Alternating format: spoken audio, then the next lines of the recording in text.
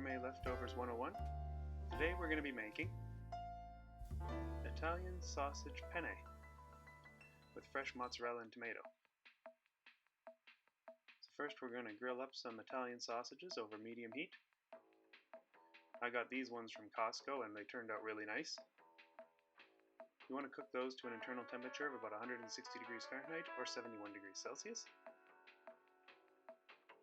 And then you want to cut up a bunch of fresh tomatoes and some fresh Italian mozzarella. Nice big cubes, like not too big, not too small. And then we're going to grab those sausages and we're going to dry the grease off of them. And then basically do that same thing, cut them up into about the same size.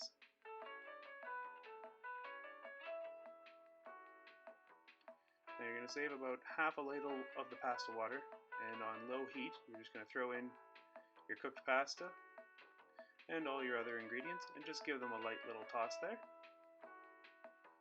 To that you're going to add olive oil and a nice little dash of salt and pepper.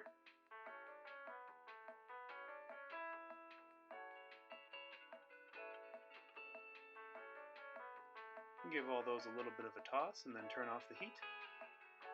You don't want the cheese to melt or the tomatoes to cook. And then we'll just go ahead and plate that up there. Really nice, easy, simple meal. Really tasty, really light. If you haven't already, please consider subscribing to the channel. And why don't you check out some of these other videos, and we'll see you in the next one.